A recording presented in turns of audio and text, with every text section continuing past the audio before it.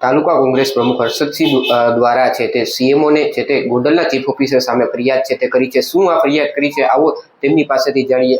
વૈષ્ણવજન તો તેને કહીએ જે પીડ પરાઈ જાનાને રે। હર્ષદસિંહ, શું કહેશો તમે? સીએમઓને ફરિયાદ કરી છે, શું ફરિયાદ છે અને કયા મુદ્દા ઉપર ફરિયાદ કરી છે?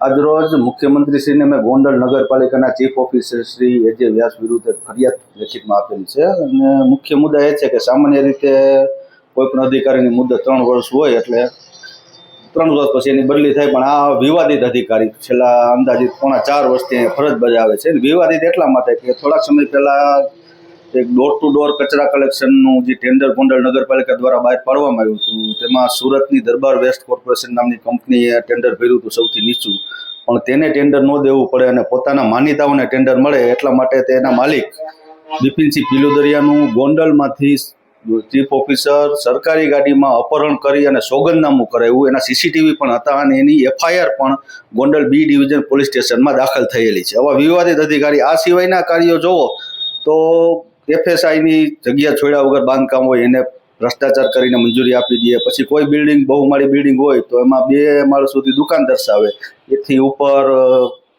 રૂમ બતાવી અને એને મંજૂરી આપી દે। અને ખાસ કરીને પછી ગત જન્માષ્ટમીએ આખા ગોંડલમાં ભાજપના આગેવાનોના સિમ્બોલ સાથેના બેનરો માર્યા હતા અને પાર્ટીના પ્રચારમાં પણ એનો બિલ નગરપાલિકામાંથી ચૂકવે એવી પણ જાણકારી અમને મળી છે। અને સામાન્ય રીતે ભારત સરકારનો આરટીઆઈનો જે નિયમ છે તેમાં કોઈ પણ સામાન્ય વ્યક્તિ માહિતી માગી શકે એના માટે મામૂલી ₹2 એક પેજની રકમ નક્કી કરવામાં આવી છે, પણ ગોંડલ નગરપાલિકાના ચીફ ઓફિસરના આશીર્વાદથી એવો ઠરાવ કરવામાં આવ્યો કે હવે ગોંડલ નગરપાલિકામાંથી જો તમારે આરટીઆઈ દ્વારા કોઈ માહિતી જોતી હશે તો તેના એક પેજના ₹10 લેવામાં આવશે।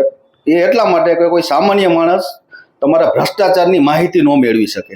એટલે ચોખે ચોખી દાદાગીરી, ગુંડાગીરી, ભ્રષ્ટાચાર જ નગરપાલિકામાં ચીફ ઓફિસર જ્યારથી આવ્યા છે ત્યારે ગોંડલમાં ચાલી રહી છે।